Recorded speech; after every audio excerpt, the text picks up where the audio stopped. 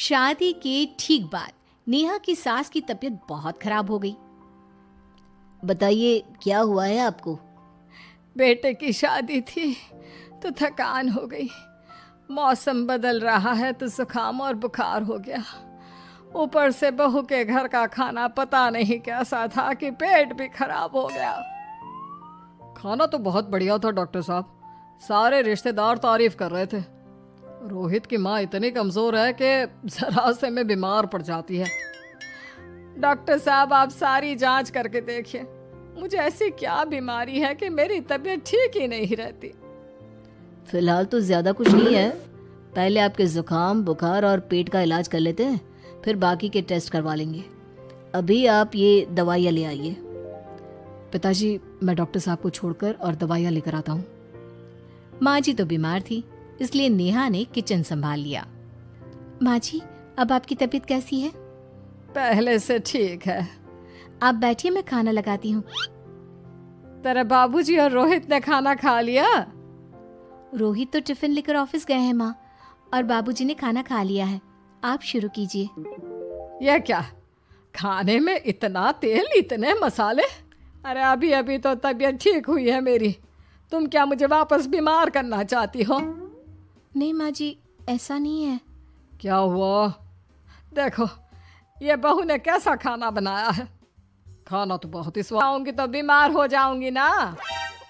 ओह हाँ, बहू को अभी पता नहीं ना तुम्हारे बारे में, रोहित समझा देगा उसे। देख बहू, अच्छे से समझ लेना कि इस घर में कैसा खाना बनता है। हाँ माँ जी, मैं समझ लूंगी, लेकिन अभी आप कुछ तो खा लो। ये खाना खा लूंगी तो कल का खाना खाने के लिए बचूंगी भी नहीं।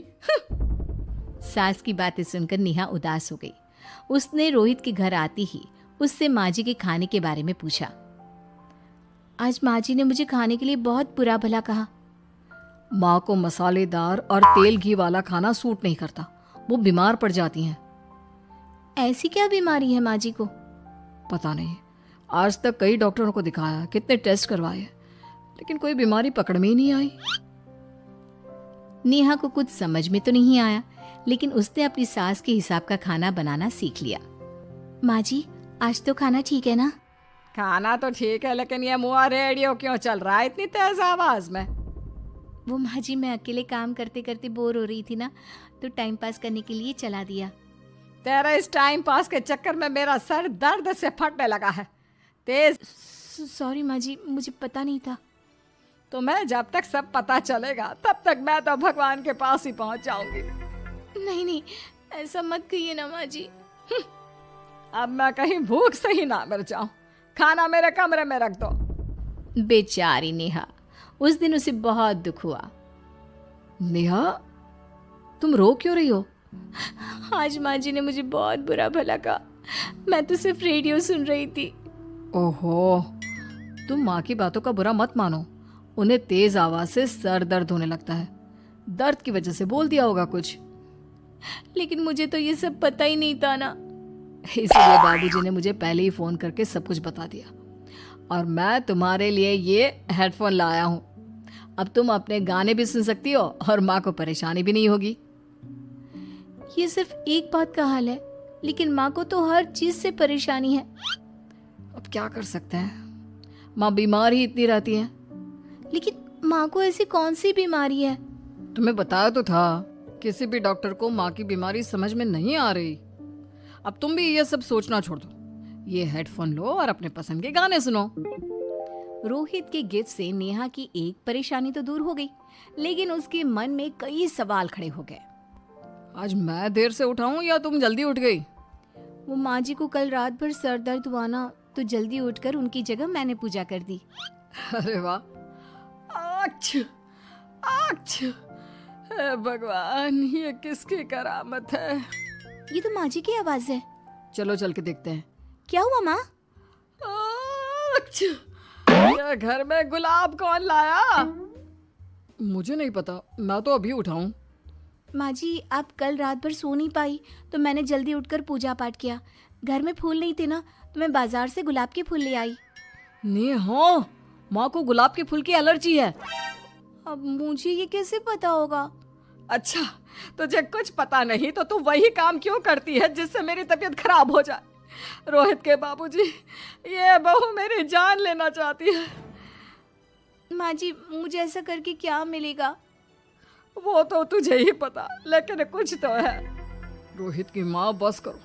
बेचारी बहू को कुछ पता ही नहीं है, बस इसलिए उससे गलती हो जाती है। जाओ तुम कमरे में। बहू, तुम रोहित की माँ का बुरा मत मानो। वो अपनी बीमारियों से इतनी परेशान है कि उल्टा सीधा बोल देती है। नहीं नहीं बाबूजी, मुझे बुरा नहीं लग रहा, मुझे चिंता हो रही है माँ जी की बीमारी की। ये बताइए कि माँ जी को ऐसी प्रॉब्लम्स कब से होने लगी? शादी के 6-7 महीने बाद से। बाबूजी, तब घर का माहौल कैसा था? अरे बड़ा पूरा परिवार था। मेरे बाबूजी, माँ, काका, काकी, मेरे दोनों बड़े भाई, दोनों भाभियाँ, दोनों के 2-2 बच्चे हैं, एक छोटा भाई और एक बहन। सब साथ रहते थे। इतना बड़ा परिवार? हाँ, मैं जब 10 साल का हुआ ना, तब पापा का ट्रांसफर ही हुआ। उसके पहले तक तो हमारी जॉइंट फैमिली ही थी। और माँ जी किस चीज से बीमार पड़ जाती हैं? जब तेज गर्मी हो, ठंड हो या ज्यादा बरसात हो जाए। जब माँ ज्यादा थक जाए, जैसे दिवाली पर घर की सफाई या कोई फंक्शन हो, या ज्यादा मेहमानों के आने से घर का काम बढ़ जाए। तेज म्यूजिक, तेज लाइट या ऐसे कोई तेज स्मेल आ जाए। तो माँ जी की ये बीमारी ठीक हो सकती है। कैसे? सब पता चल जाएगा। आप कल माँ जी की टेस्ट रिपोर्ट लेने जाने वाले हो ना? हाँ।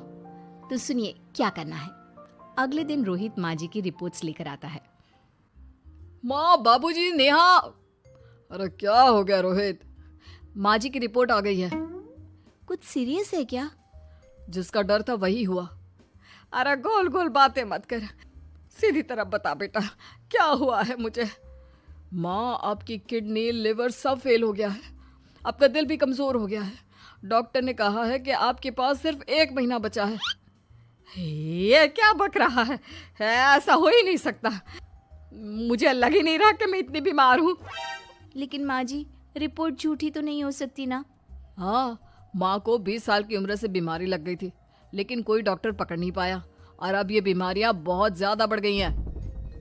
हाँ रोहित की माँ, तुम्हें याद है शादी के 6 महीने बाद से तुम बीमार रहने लगी थी। अरे लेकिन वो अलग था, मुझे ऐसे कोई बीमारी नहीं हो सकती। ये तुम कैसे कह सकती हो माँ? हाँ, तुम उस वक्त बीमार पड़ी थी ना, और अब डॉक्टर भी यही कह रहे हैं, तो सच ही तो होगा।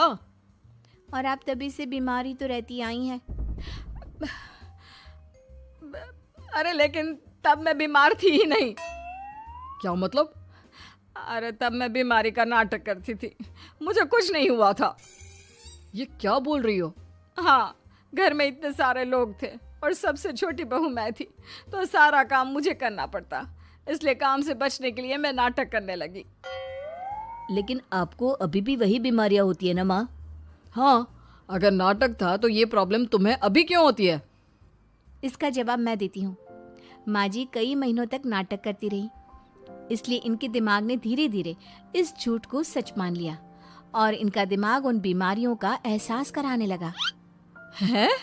ऐसे भी होता है क्या? हाँ माँ जी, इसे प्लेसिबो इफेक्ट कहते हैं। जब आप बात बात पर बीमार पड़ने लगी तो मैंने अपने मामा से बात की, जो एक साइकोलॉजिस्ट है। उन्होंने बताया मुझे। तो ये रिपोर्ट्स? मैंने झूठी रिपोर्ट बनवाई थी नेहा के कहने पर, ताकि आप सच बताएं। यानी मुझे कुछ नहीं हुआ? नहीं माँ जी, और आपकी इस प्रॉब्लम का भी सोल्यूशन है। हम किसी अच्छे साइकोलॉजिस्ट को दिखाएंगे और आप जल्द ही ठीक हो जाएंगी। वाह बहू, मैंने तुझे इतना भला बुरा कहा और तूने मेरी जिंदगी भर की तकलीफें दूर कर दी। थैंक यू और सॉरी बहू। अरे मुझे भी तो सॉरी कहो, पूरी जिंदगी तुम्हारी सेवा की है, वो भी झूठ मूठ की बीमारी के लिए। हाँ हाँ, आप भी माफ कर दो मुझे, बस सॉरी। तो इस तरह नेहा ने अपनी सास की बीमारी पकड़ भी ली और ठीक भी कर दी।